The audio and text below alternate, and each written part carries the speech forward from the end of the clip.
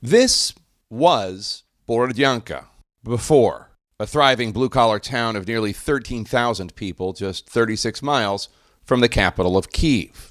Playgrounds full of children, neighbors enjoying the local cafes. For the most part, a quiet and peaceful life. And then the Russians began bombing civilian targets, such as residential apartment buildings, for a full month. And now Borodianka is a shell of its former self.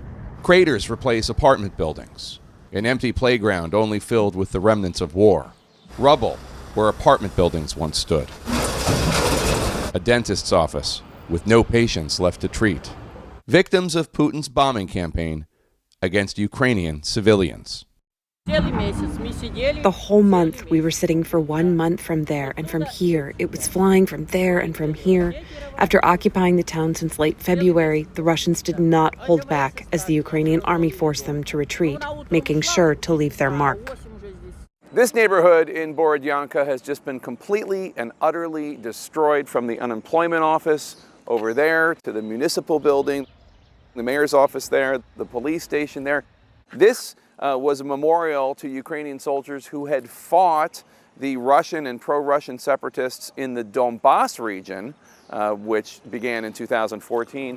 The memorial has been completely smashed onto the ground. In fact, the only thing still standing in this immediate area is this memorial right here, this memorial to the soldiers who died fighting in Afghanistan under the Soviets.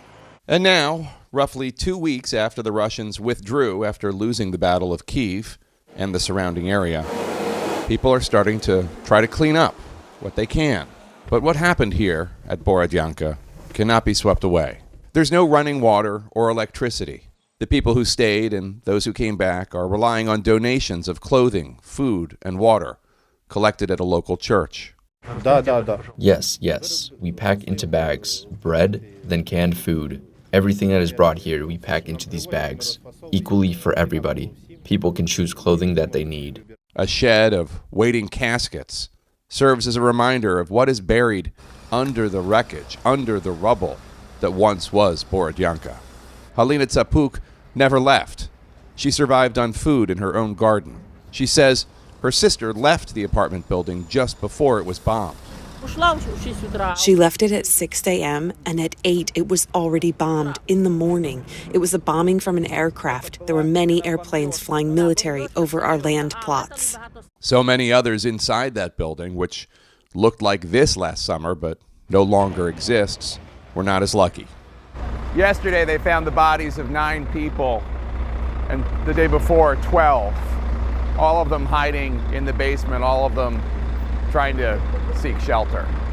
Ukrainian President Volodymyr Zelensky has said what happened here may be worse than what happened in Bucha. So far, city officials say the death toll is 50, but every day firefighters digging through the rubble find more human remains.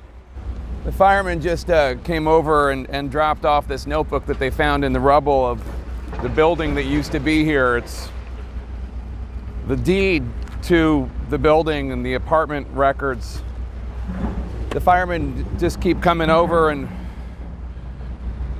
putting these little bits of the humanity of the people who used to live here as if they're going to come back and claim it, as if any of them survived. Like there's a wedding photo.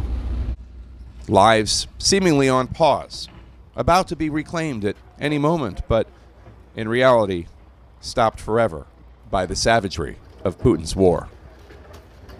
It is not clear when, if ever, there will be a full understanding of how many innocent civilians were killed in Borodianka. As the firefighter said, every time they try to clean up the rubble, they find remains. And this is just one town with this one horrific story among so many from this war.